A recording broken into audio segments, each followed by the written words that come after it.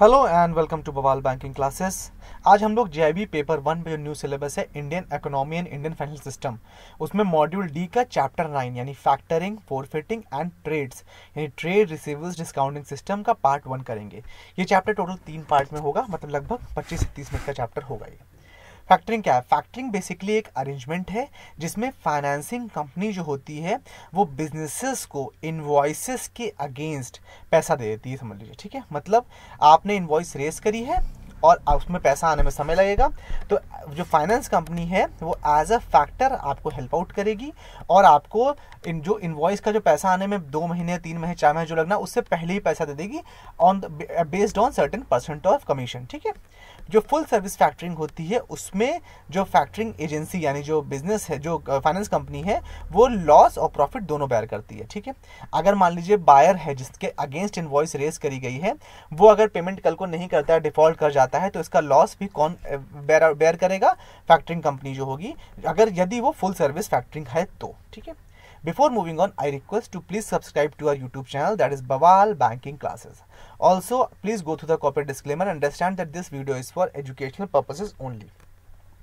जो इंडिया में फैक्टरिंग है बेसिकली वो फैक्टरिंग रेगुलेशन एक्ट 2011 फैक्टरिंग एक तरह से काम करता है, उसके अंतर्गत काम करता है। फैक्टरिंग रेगुलेशन एक्ट के अंतर्गत जो फैक्टरिंग बिजनेस का मतलब ये है कि यहाँ पर जो रिसीवेबल्स हैं, मतलब बहुत टेक्निकल लैंग्वेज है, रिसीवेबल्स मतलब जो इनवॉइसेस हैं उसके अगेंस्ट में पैसा दे देना, बस ये समझ लीजिए, शॉर्ट में इतना है। और फिर फैक्टरिंग कंपनी का काम है कि वो पैसा उसे कैसे निकालना, मतलब जब आना है उसके लिए फॉलो अप करना, उसके लिए अरेंजमेंट्स करना, वो सब फैक्टरिंग कंपनी का काम है।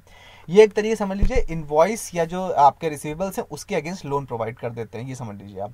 जो क्रेडिट फैसिलिटीज होती हैं ये बेसिकली बैंक्स द्वारा प्रोवाइड करी जाती हैं, या बैंक्स के अलावा और कंपनी भी होती हैं, बेसिकली इसमें बैंक्स होते हैं जो इनके अगेंस्ट प्रोवाइड करते हैं ऐसी। और ये एक कमीशन एजेंट की तरह काम करते हैं, जिसमें सपोज जैसे सेल ऑफ एग्रीकल्चर प्रोड्यूस है या कोई और प्रोडक्शन ना किया है, उसकी स्टोरेज, सप्लाई, डिस्ट्रीब्यूशन, एक्विजिशन, उसका कंट्रोल, उसका प्रोड्यूस, जो भी गुड्स हैं वो सब कुछ इनके ऊपर आ जाता है। ठीक है, ये एक बहुत अच्छा फ्लो चार्ट दिया है, नीचे डायग्राम दिया हुआ है। ये कंपनी है, इसने क्या किया, डेटर मतलब जिसको सामान बेचा है उसको सामान बेच दिया, सेल ऑफ गुड्स हो गया क्रेडिट पर। ठीक है, क्रेडिट मतलब उधारी पे दे दिया। उसके बाद जो डेटर है, और उसके बाद क्या किया इसने, इस कंपनी ने जो असाइनमेंट था रिसीवेबल्स का फैक्टर कर, देखिए 2 एरो गए, इधर सामान भेजा उधार पे और इधर जो यहाँ से जो इनवॉइस थी वो इनवॉइस इसने इसको दी थी कि भाई ये रही मेरी इनवॉइस रिसीवेबल्स। ठीक है, अब फैक्टर क्या करेगा, कल को जो डेटर है जिसने पैसा सामान लिया है वो जब पैसा दे, भाई आज सामान आपने मान लो बाय शिपिंग भेजा तो 10 दिन 20 दिन 50 दिन कुछ लगेंगे ना पहुंचने में, तो वो टाइम भी तो है, तो वो सब रिस्क कौन कवर कर रहा है? फैक्टर कवर कर रहा है। यहाँ सामान चला गया, जब डेटर ने पैसा देना है तो वो पैसा देगा फैक्टर को, फिर फैक्टर जो है इसको डिस्काउंट के बाद पेमेंट कर देगा कंपनी को। मतलब मान लीजिए 100 रुपए की इनवॉइस थी तो डेटर ने मान लीजिए फैक्टर को 100 रुपए पे किया, जब भी पे किया, अब उसमें अपनी फीस समझ लीजिए, इंटरेस्ट समझ, उसमें काट के 95 रुपए इनको दे दिया कंपनी को। ठीक है, ये होता है। कभी कभी ऐसा भी होता है कि जनरली क्या है, 100 रुपए है तो 80 रुपए इसने पहले लिया, 15 रुपए बचा, तो 80 रुपए तो शुरुआत में दे दिया और 15 रुपए बाद में दे रहा, जो बीच का समय खराब हो रहा उसके बदले 5 रुपए यानी 5% अपना इंटरेस्ट रख लिया या अपना कमीशन रख लिया। ऐसा इसका अरेंजमेंट काम करता है। 2 तरह की फैक्टरिंग सर्विसेज होती हैं, एक होता है रिकोर्स फैक्टरिंग, एक होता है नॉन रिकोर्स फैक्टरिंग। नाम से क्लियर हो रहा है, रिकोर्स फैक्टरिंग मतलब यदि जो बायर है अगर उसने इनवॉइसेस के अगेंस्ट पेमेंट नहीं किया तो इसमें जो फैक्टर कंपनी है उसके पास अमाउंट रिकवर करने का राइट रहेगा, किससे? सेलर से, मतलब जिसने इनवॉइस रेस करी है उससे वो अपना अमाउंट मांगेगा फैक्टर कि भाई आपका जो बायर है वो तो पैसा देने रहा, आप ही दीजिए हमको पैसा। तो that is called as with recourse या फिर recourse factoring. Non recourse factoring इसका उल्टा हो जाएगा, भाई उसमें क्या है, पूरी तरह से अगर लॉस होता है तो वो नुकसान किसका है? फैक्टरिंग कंपनी का है।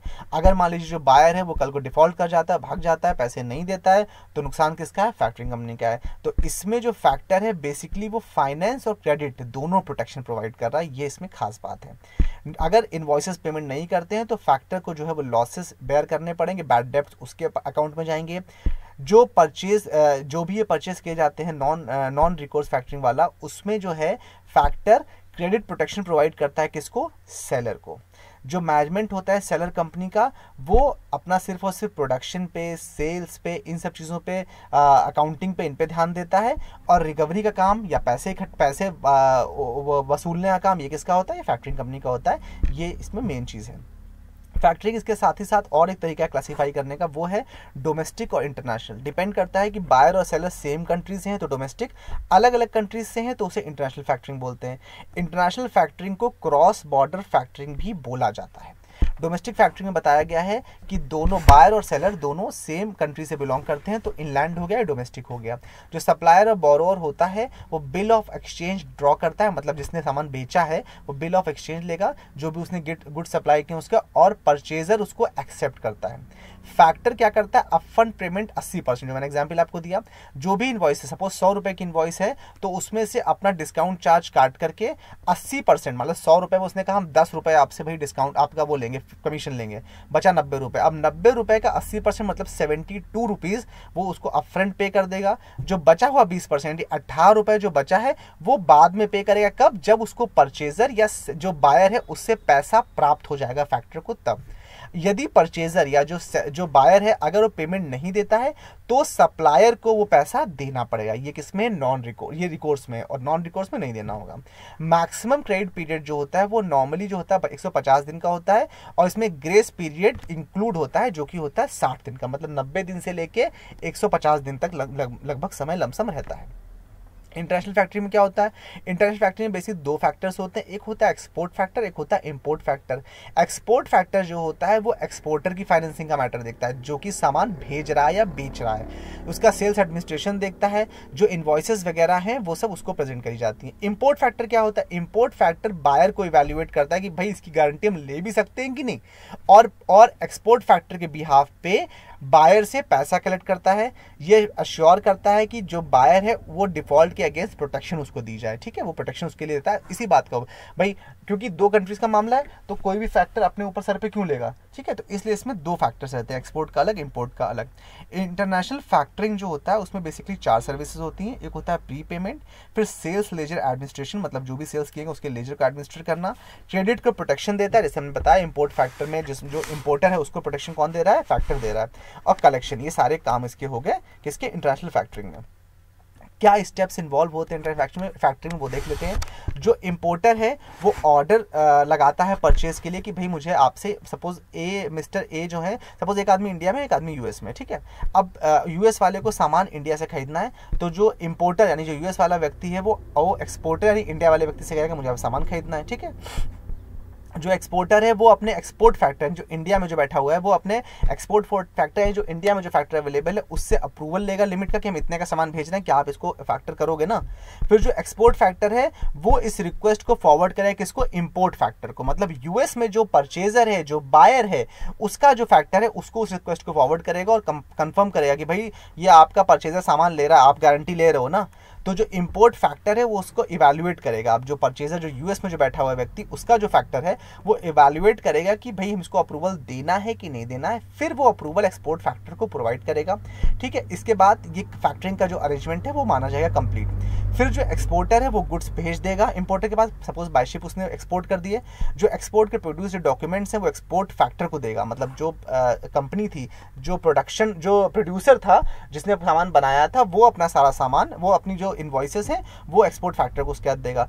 फिर एक्सपोर्ट फैक्टर फंड डिसबर्स करेगा। भाई जो अपफ्रंट की बात हुई ना कि 100 रुपए का बिल वाले 1 लाख की बिलिंग तो 10 लाख उसने काट लिए, 10,000 काट लिए, बचा 90,000, उसमें से 82,000 मान लीजिए उसने रेमिट कर दिया अपफ्रंट अमाउंट, ठीक है। उसके बाद जो ड्यू डेट इंपोर्ट जो इनवॉइस की होगी उस हिसाब से जो इंपोर्टर जो होगा वो इंपोर्ट फैक्टर को पे कर देगा और वो रेमिट कर लेगा वहां से, कहां से? एक्सपोर्ट फैक्टर से, कहेगा भैया आप पैसा भेज दो, वो वहां से पैसा भेज देगा। जो एक्सपोर्टर है उसको बैलेंस पेमेंट फिर प्राप्त हो जाएगा। किससे प्राप्त होगा? जो एक्सपोर्ट फैक्टर है उससे, समझ गए। पहले इनवॉइस मिल गई एक्सपोर्ट फैक्टर को, उसने इंपोर्ट फैक्टर से कहा इनवॉइस भेजी, एक पर्टिकुलर टाइम था 90 दिन 100 दिन जो भी था उस टाइम पे पैसा आ गया, तो जो बैलेंस पेमेंट जो अपफ्रंट 80% पेमेंट किया था, जो बचा था 20% वो भी उसने फिर एक्सपोर्ट फैक्टर ने एक्सपोर्टर को या प्रोड्यूसर को पे कर दिया। ये जो पूरा अरेंजमेंट है इसी को बोलते हैं 2 फैक्टर सिस्टम। ये बहुत इंपॉर्टेंट है और बहुत एग्जाम में पूछा जाता है। I hope you like this session. Thank you so much for watching. Do like, share and subscribe. In case of any doubt please feel free to ask in comment section and do give us a genuine feedback.